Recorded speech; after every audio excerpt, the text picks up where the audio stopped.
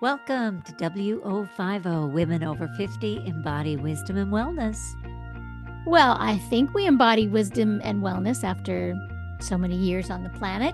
My name is Corinne, and I'm here with my BFF, Eddie. And today we have a guest.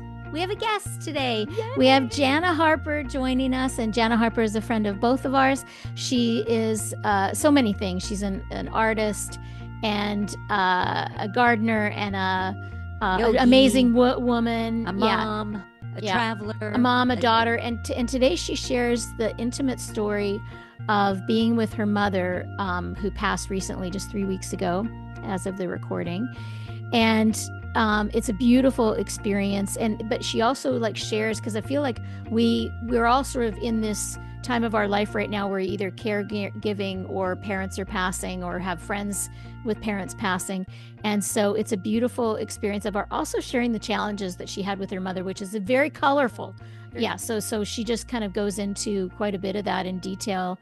And I felt it. I felt her experience fully. Like I felt like I went through it after hearing her. Yeah, me too. And I really listened. That was, and soaked it in, and it'll be one I will listen to over again. It's just, yeah. I hope you enjoy it.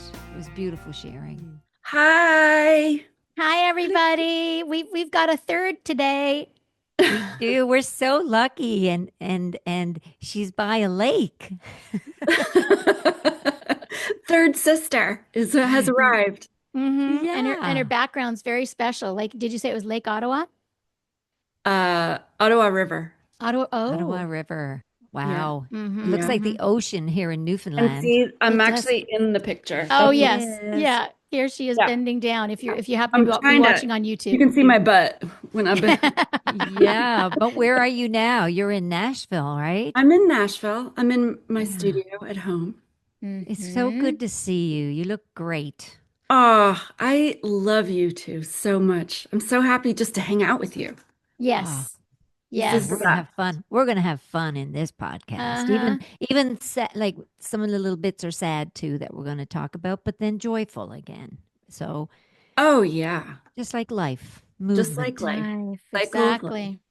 We had we were very blessed to have what was a terrible lunch as far as food goes, but we had a delightful lunch. The three of us. PF Chang's has gone way downhill. We did. But we had a lovely lunch together in February when Eddie was in Nashville in February. And then we were just very excited to be able to have you on the podcast, Jana, and to speak about your experience with your mother, which is what we're talking about today.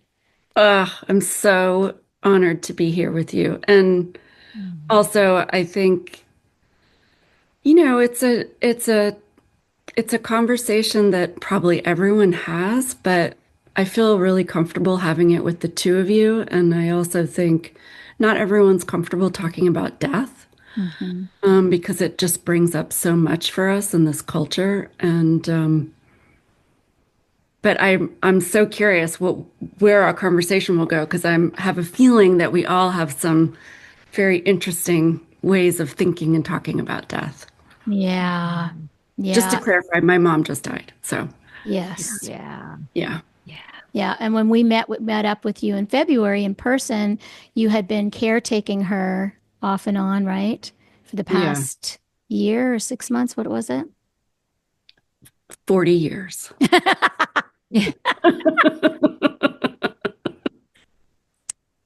I'm not even kidding. Yes, I'm serious. I know. I mean, I think some of us have mothers who mother us, and some of us have mothers who need to be mothered. And I had the second. And I mean, I've mothered her my whole life. So I would say psychologically, I have been her caretaker for a very, very long time. And, she moved in with me in my early 30s. And, it's a crazy long story. I think that if we lived in a different culture, she might have been a shaman. She's someone who in this plane had a lot of labels that were about mental illness. Um, but she also was a healer, and she also was a remarkable force of nature. I mean, I've been receiving all these letters and notes from people who knew her way back when, and it is like universal. Her energy, her name is Joie, and she is truly full of joy. Like she really was like joy of life. Like she brought that energy. And, it got corroded later in life as things really started to break down. And the last year, I was really caretaking of her. She was in a lot of different facilities and moving around a lot. And there was a lot of uncertainty, which I think, in retrospect, for me, like that's the part of our relationship that I feel like gave me the most anxiety was just not knowing, she's calling, who knows what's happened, or, a facility is calling, and you're just kind of always waiting. Mm.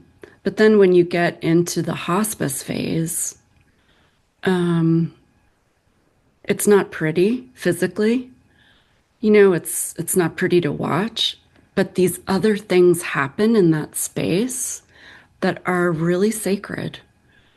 We watch the, I mean, I don't want to make it in third person. I'll say, I feel like I watched her return to what I can only describe as an innocent state of Mm. pure, it was like seeing baby Joey in a way, seeing, we understand it with babies, right? They're close to the other side and they come in and they have this innocence and purity and joy. And I saw her return to that state. Mm. And it was such a gift because I also recognized that state in myself. And I recognized like what we share. And I could just be with her in that sweetness. Mhm. And so even though I feel like there's a lot of uncomfortable memories and uncomfortable pictures, I think when we see someone dying, sometimes what we see is so uncomfortable. Their pain or, what's happening medically around them. But at the same time, there was just this, it was just sacred. It's hard to describe. Um, so I feel like really my memory now is is joyful because she can be in that space. She's like free now. Mhm. And that is good for both of us on many levels. Yeah. You Jana, know? I remember in back when we were having the lunch that wasn't such a good lunch, the food wise, but we were Yeah. having a great conversation that kept us there.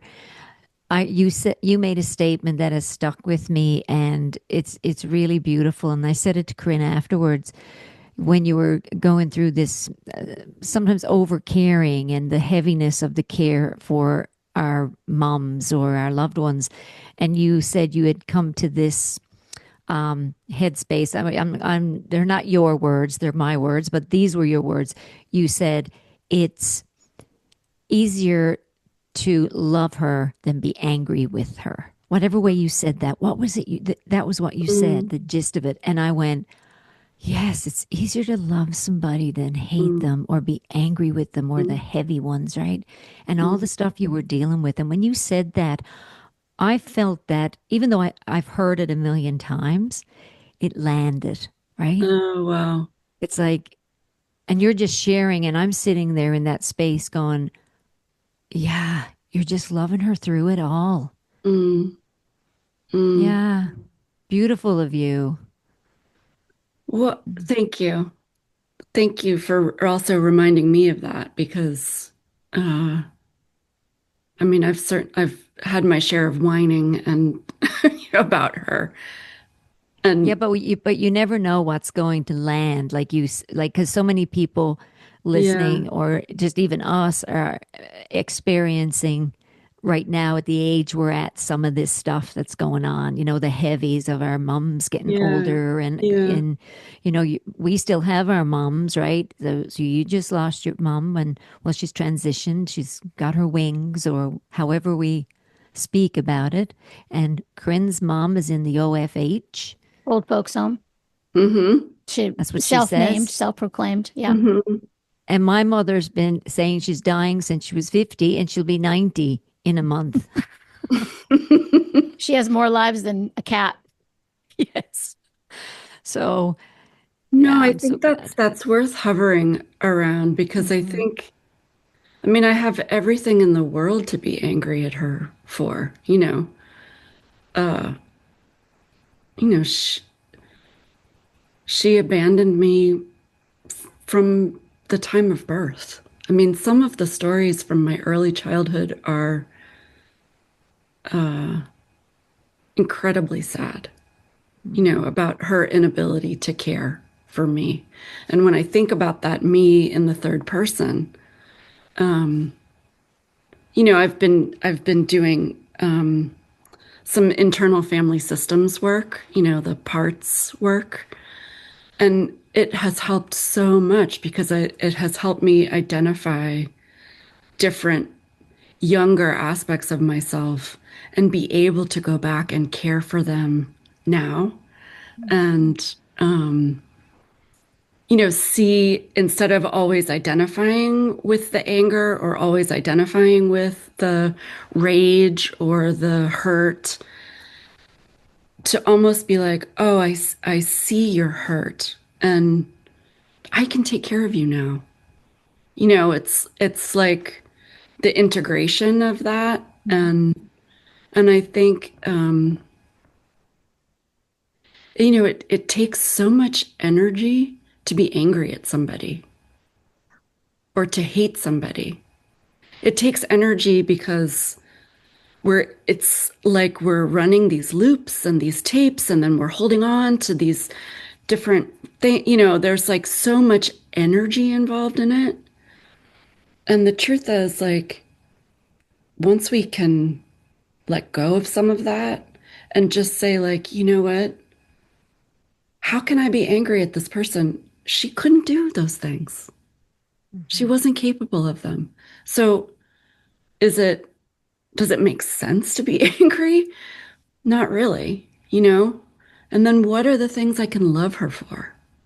And just see her for who she is and what she went through and what she dealt with, and also really, I mean, that's what I mean about seeing her in that really innocent state was, she I thought that she had like brainwashed me for most of my life because she would say things to me like, well, you chose me and your karma was to take care of me. And I thought that was some kind of spiritual manipulation. And I was just like, at some point, we had this big break or this big fight. And I said, what if my karma is to like break up with you?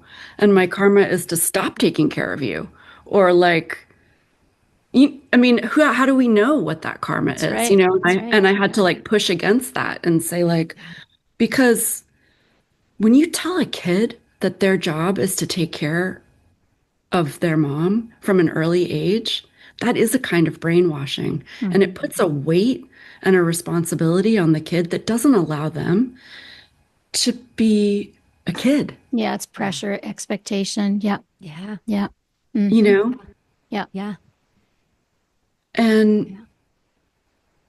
I don't quite remember where I was going with that, but No, Jana, speaking on that same topic, I remember another lunch we had many years ago.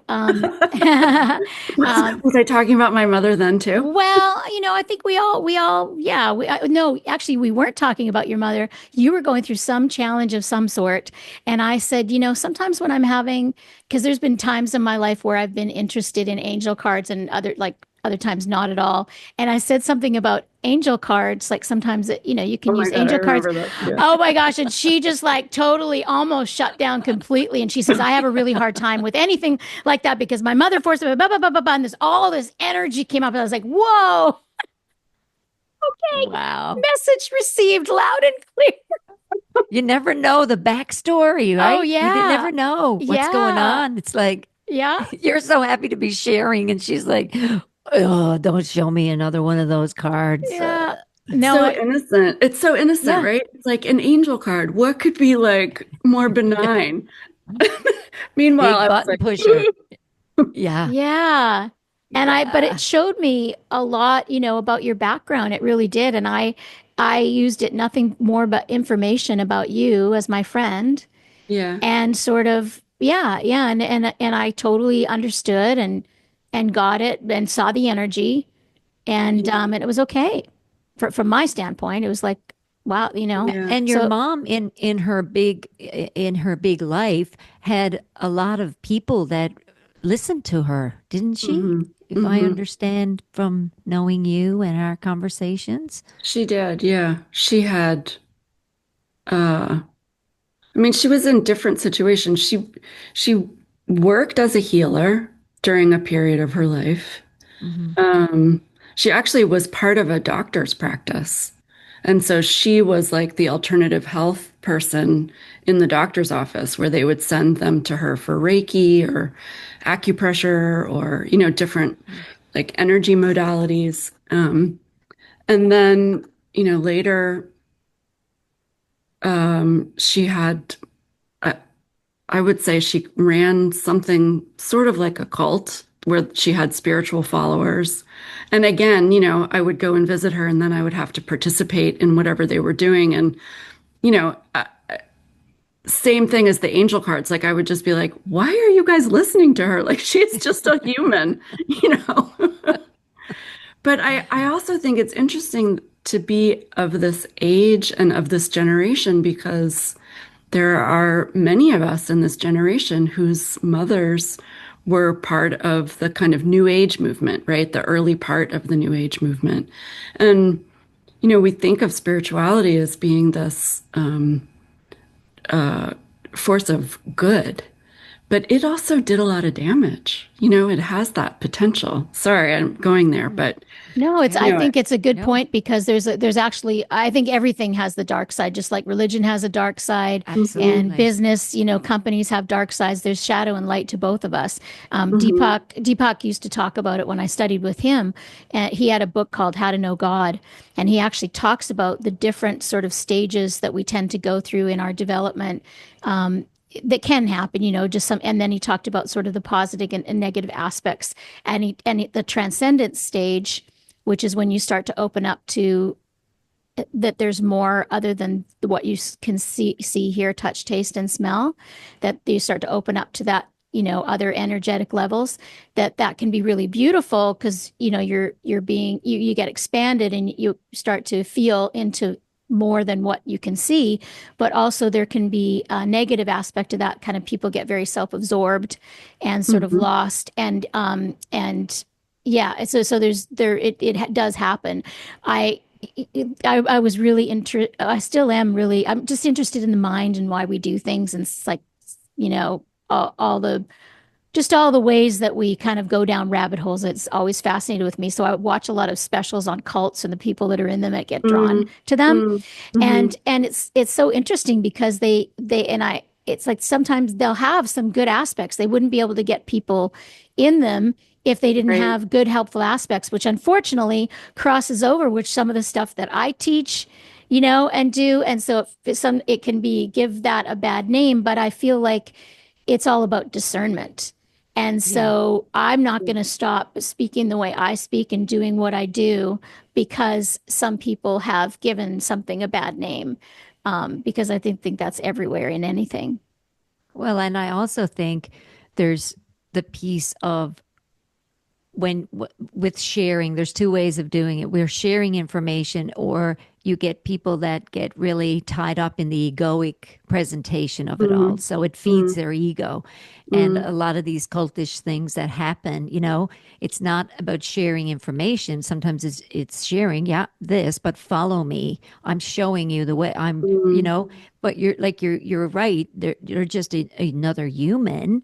But if you start believing that you're doing this guiding and that you're the leader and listen to me, I And the am all healer.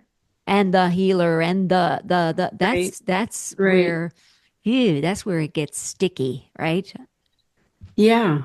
And I That's think when you grow up in in those communities or on the edge of those communities, you have a view of them that's different as a child than you do when you have a mature mind and you have that sense of discernment. Yeah. yeah. When Yeah. you're Yes. making the choice rather than, you know, everyone's going through like whatever. And it's just a really different And framework. Yeah. we didn't have the language. Exactly. We didn't have the Mhm. framework. We didn't have the titles and even though we don't want titles, but it's like the labels and the neurodiversities and the narcissistics and the right. It's like Yeah, all that's so now mouth diarrhea, like it's just coming out just on everybody and everything. But back yeah, then, we didn't know what to call anybody who was trying to lead or take over a right. situation, you know? Well, I Yeah. don't think I even realized she was mentally ill until I was in my 30s. Yeah, that makes Because sense. either I thought I was like, I knew she was eccentric, Yeah. but I never knew that that was like mental illness. And then I also Yeah. Mm. would question, like, well, who gets to decide what is mental illness, right? Mhm. Like, what lens are we looking at that through? And she definitely had access to things that most of us don't have access to, like that expansion. But then the consequence of that, like she was bipolar and probably had narcissistic personality disorder. So those two things combined means that she was very charismatic and she had these big experiences and then she would also crash, right? It also means that she was had a lot of temptation around addiction and around money. And some of the things that I witnessed when she had other followers was like she was just blowing through their money. There were things about that were just so unsavory, but Yeah. they were getting some spiritual information from her, and but I also somehow I want to tell you also that her mother was a seeker. So my grandmother was someone who learned about world religions. She was getting 8-track tapes or reel to reels. My aunt tells a story about visiting her in Simcoe, Ontario, and she was listening to the Upanishads. Oh, wow. And she had taken from the library one of those like reel to reel tape. You know what I'm talking about? Those old Oh, style, yes. Yeah. right? And she was listening to someone read the Upanishads. Wow. And she was like an early, like health food person. She was making brown bread and granola and didn't let her kids eat sugar. And, this is like in the 40s, 50s, like, right, that era. Yeah. And she also was a psychologist and she studied with a guy called Ira Progoff, who you may have heard of, who who was the person who, if I remember correctly, talked about journaling to the unconscious. Mm. So, like using journaling as a tool to unravel the layers of consciousness. So, that's what my mom's mom was doing, right? And so, she was also a super interesting human. And then my mom's sister, what is an Ayurvedic practitioner, Wow. is like also a healer, and she makes all kinds of amazing potions that she grows from the land. And, so that kind of like healing and seeking is in my family. Mhm. It's in Yes. all the women. Um, Yes. Well, look at your journey when you came to Newfoundland, even. You came up here. Yeah, Jana was in Newfoundland and went up to Labrador, and I haven't been up there. And there was a huge draw for you. The Yeah. the Innu and the indigenous piece was huge for you. I mean, just look at all the healers and the experiences there that that Yeah. pulled you to that piece of land. Well, so this picture behind me, I put it there for you, Eddie, because that was on the same trip. That's awesome. Yeah. That's and she took a milk, like they call it the milk run, and it's a boat. You'll be able to explain it better because she actually did it. But I'm like, kudos, because I'm going, wow, her husband, he's from Germany, right? Yeah. Yeah, he drove and she took the boat along the Labrador coast that used to be the boat that went into all the places along, and I mean the Torngat Mountains are up there and the polar bears are up there, and it took how many days? Did I what think it was five what was days it? on the boat. Yeah. Yeah. And then he did the Labrador Highway and then met you at the other end, right? How is that And what we're going to happened? do another chapter of that this summer. We're going to go drive around Lake Superior. So I'll just tell you briefly. I mean, you guys know I'm an artist, but Yes, amazing artist. thank you. The project is about traveling, trying to physically travel the Anishinaabe migration route, which starts at the mouth of the St. Lawrence River and it winds its way around all the Great Lakes and through many water systems, even far west of Lake Superior. But so I have been collecting water and going to lots of different locations along that route and also praying for the water. And today I had my second singing lesson, Oh, Corinne, because I want to be able to sing better this Mm. water song. And so I'm taking singing lessons. Mm. Oh, that's beautiful. yay. And oh my gosh, it's so amazing. I mean, sorry, It's like we're awesome. getting away from the whole No, no, well, it's not that No, you're it's getting all away part from it. of No, it. because it's that whole piece of the seeking and our ancestors and the effect they have on all of us, right? Yeah. We're following something, or we're not following. We're feeling our way through it. And just think about even your experiences of even the water experience, which is now leading you to the singing. And where is that in the backstory? Like it's come from somewhere, I think. I don't Mm, know. It's like, mm. it's kind of cool. Well, I don't know if we're not following. I mean, I think of it like I'm trying to keep my I hear it's such a hard thing to describe, right? Like what is intuition or what is Yeah. inspiration? Like how can you even know or describe what that is? But it has to do with listening. That I know.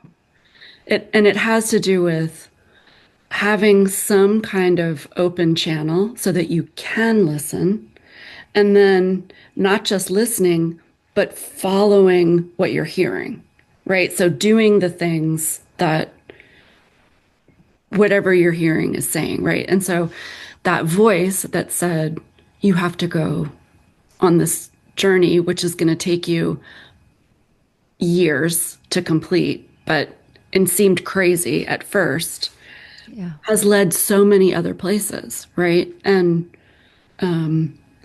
then it also comes back to my mom because her father was Anishinaabe. And so that journey also has to do with trying to understand family history and lineage. Mhm. It also connects with our water nature, which is our planet and our bodies and, everything that we are. And then it also connects, the singing is amazing because I think I think that I have in my early life and even now some had a lot of like blockage in this like throat chakra area, fear of my own voice, fear of speaking, of being seen, of just all the kind of stuff that has to do with like this region. And okay, so when I had my first singing lesson, it was the day before I went to go see my mom, not knowing that she was going to die 10 days later, right? Mm. And so I go to this woman we've never met before. I'm at her house. I am like not my best self because I'm, about to go do this thing. And she says to me, it seems like you don't have a lot of breath. And I was like, yeah, maybe that's true. Yeah, I'm a little, where I was like, oh shit. And then at some point later on, she goes, I don't want to overstep, but like, you don't seem very relaxed to me. She goes, is there any way you could relax a little bit? And I thought, oh, is this when the singing lesson becomes therapy? And I was like, how much do I tell her? I was like, yeah, I'm not very relaxed. Like, my mom is dying. I'm leaving tomorrow. I haven't been able to breathe for like a year, and I'm here with you, like trying to breathe, basically. And so we end up like laughing about it, right? And so my homework was all about breath. It was like, she was like, okay, well, maybe you just need some breath exercises. I was like, okay, thanks. And then today, when I went, was my second lesson, which was the first time I had seen her since my mom died, Mm. which was only about 3 weeks ago. And she was like, it was so much easier, all of it, because I was so much more relaxed. I had more breath. I mean, there's work to be done, right? But then we were sitting and we were at the piano, and honest to God, I thought I was tone deaf. And I also thought that I couldn't carry a tune. And I also thought, because, my kids were like, please don't sing. Um, like in the car, in the shower, they're like, we really don't want to hear you. You're not good at this. Aw, Like, don't sing. see? And so I'm not blaming them. Still, like, if they listen to this, I'm not blaming them. But I really did think like I was a bad, whatever. But it really had more to do with that like throat chakra stuff, right? Mm. And she would like play a note, and do you know what? I could sing it. Yeah, right I could on. match it. And the joy that I was getting from sitting there, like breathing, and I thought, this is amazing. And that's the other thing. My husband reminded me, because I had this whole idea that like I would make a work as an artist about taking singing lessons because it was the thing I was the most scared of. I felt the most vulnerable. I felt the most fear. I was like, okay, so how can you make a work about facing this thing that you really want, like desperately? I would love to be able to sing, but I have so much fear about it, right? Yeah. And he says to me, you have been talking about this for 15 years. And that is like this Yeah. crazy testament to how we forget our own intuition. Like, Yeah. how would this road have been different if I had listened to that 15 years ago? It doesn't matter. I'm here now. But it's like sitting there today, I felt the joy of my mom Yeah. when I was singing. Really? Yeah. Wow.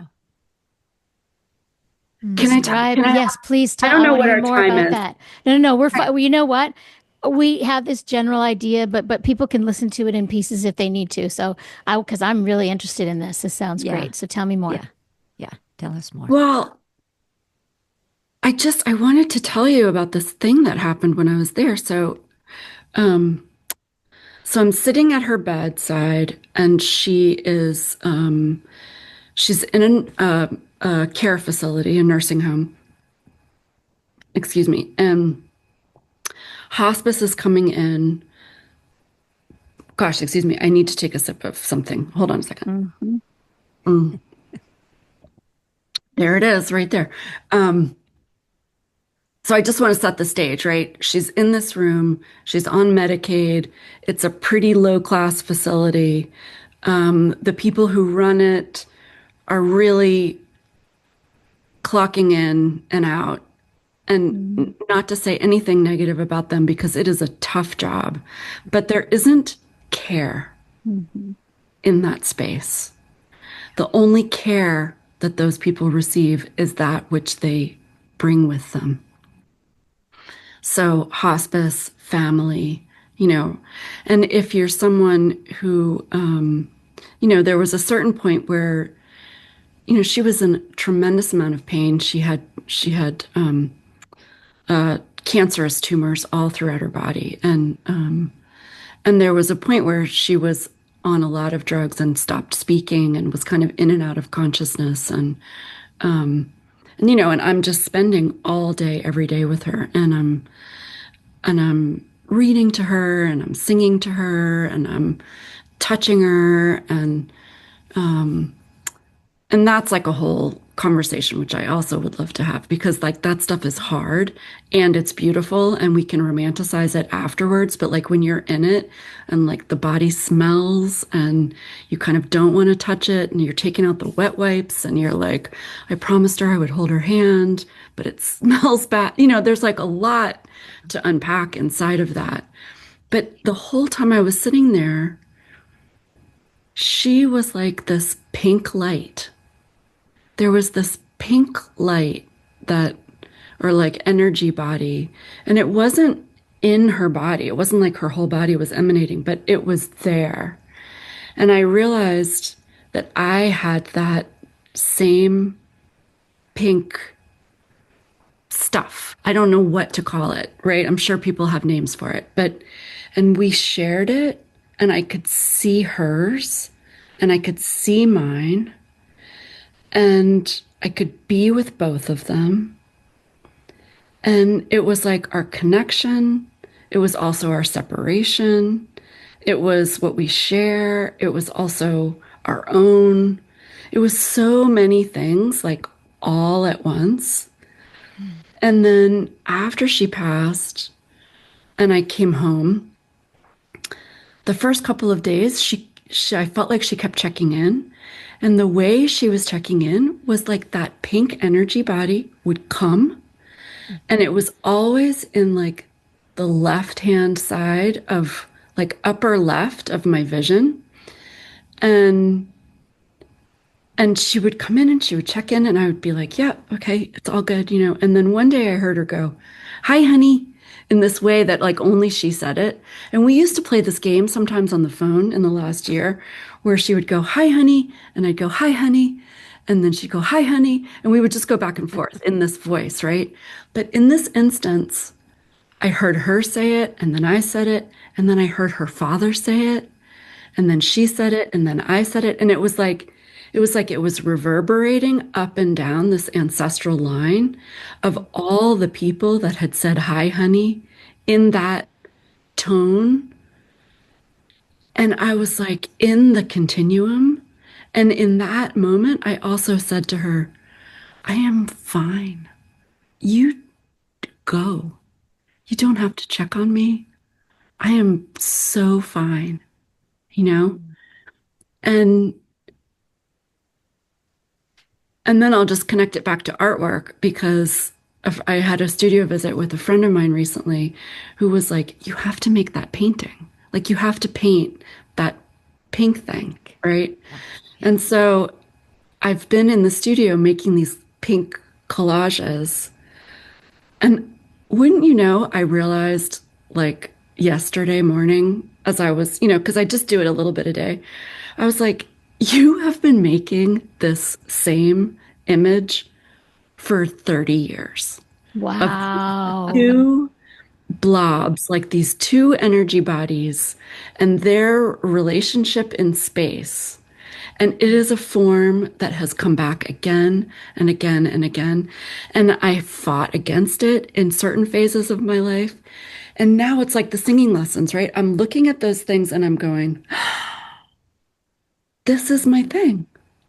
Like, I'm just going to make it now without judgment, knowing a little bit more about what it is, and just trust it. And that feels so good to be in that free space that is, I don't know, it's like clearing out. It really is like this. It's like, if you're listening, you can't see my hands, but it's like clearing out all that stuff. Am I hearing that it's like clearing out everything that's not love?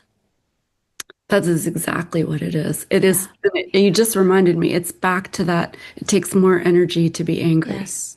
Yeah. It is exactly the same as that. Yeah. Yeah. Yeah.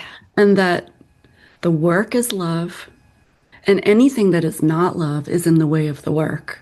Yeah. And our friendships are love. And when they don't resonate in that space, also, it's like tuning into this vibration and realizing that we have a choice in every moment to be in that vibration. Yes. Yes. Yeah. Yeah. Yeah. Hmm. Yeah.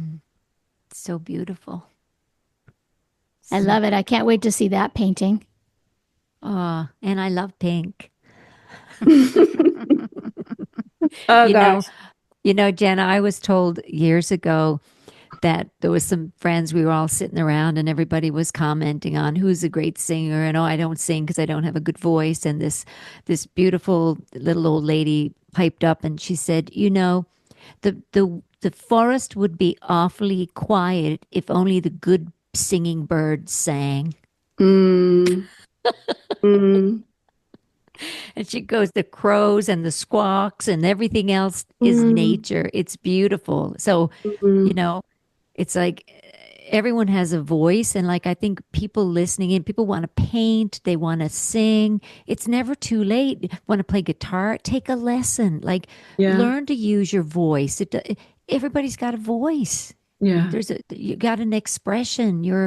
And truly love it. So what we do is we tend to hold ourselves back, and it's interesting to hear you with the freeing up of just even this, because that throat Mm, chakra, right? It's the thyroid gland, it's our vocal box, it's our sound.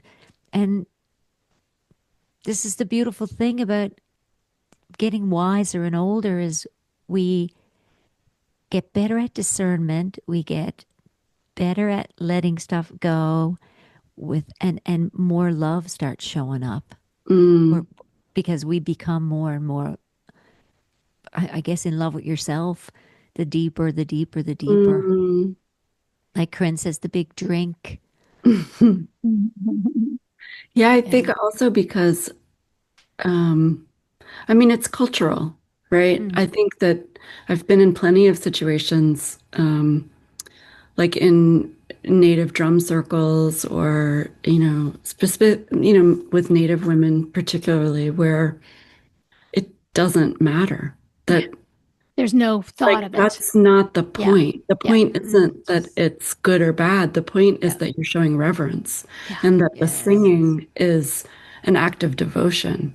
And so if you're getting caught up in what your voice sounds like, that's your ego, right? Yeah. And Yeah. Yeah. so in those circumstances, like I have that bodily memory, which also partly is probably why the first song that I'm trying to sing with a proper singing teacher is a song that's meant to be sung to the water.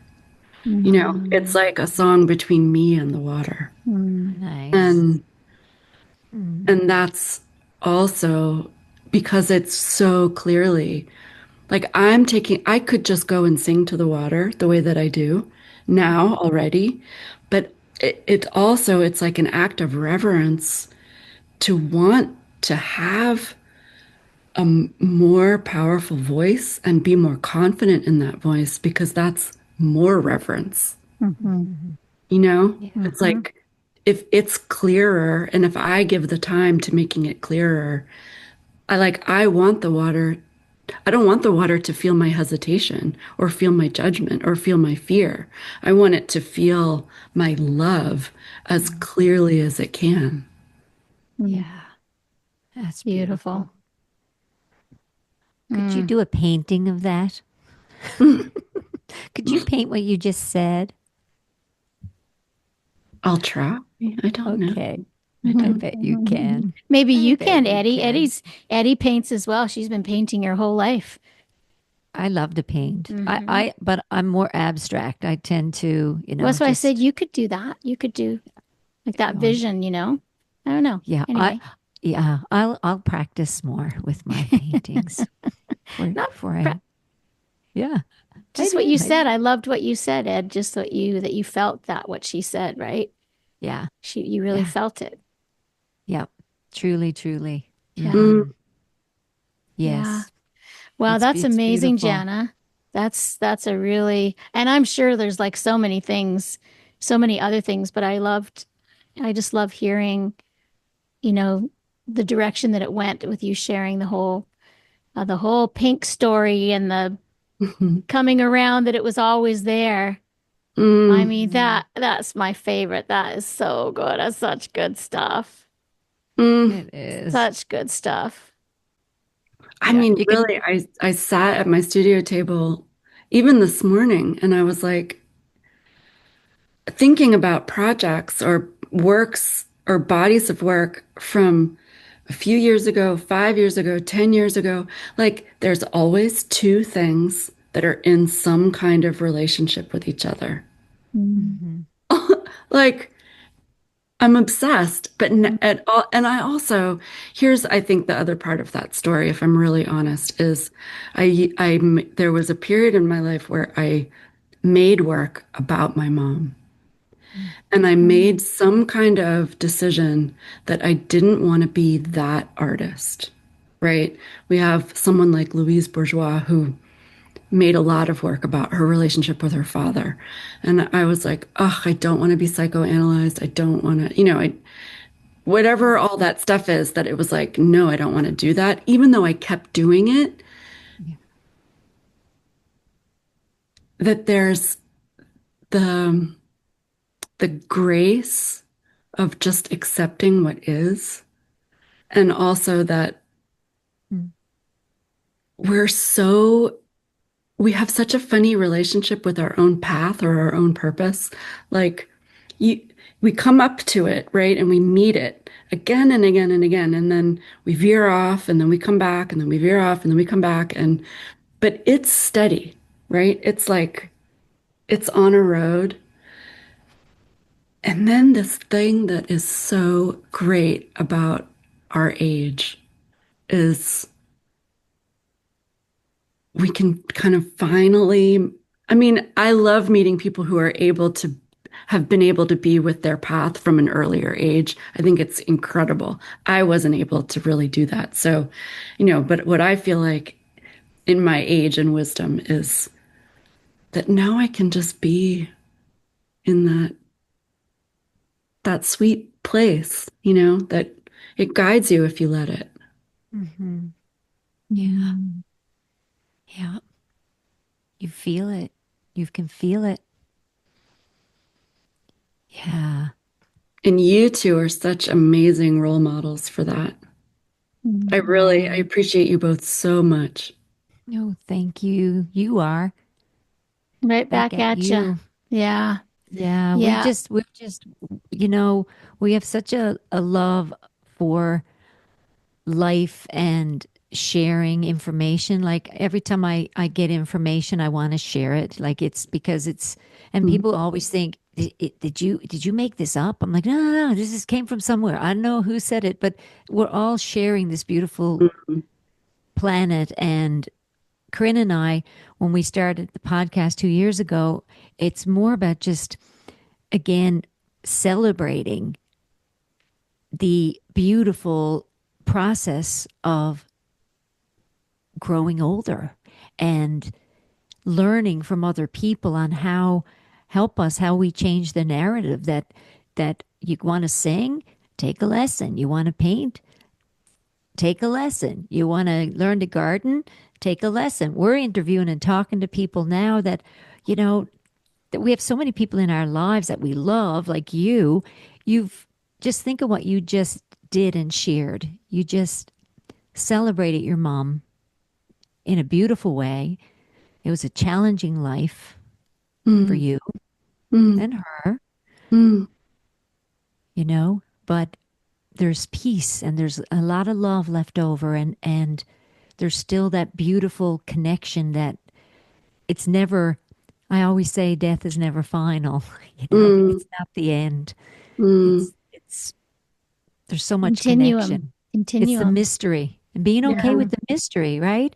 That Yeah. we don't know how to explain it. We just have to continue celebrating and loving these experiences and not being afraid to share them because a lot of times people are so conditioned in belief systems that they don't, yeah, they share it when they're older sometimes because you don't really know when you're younger.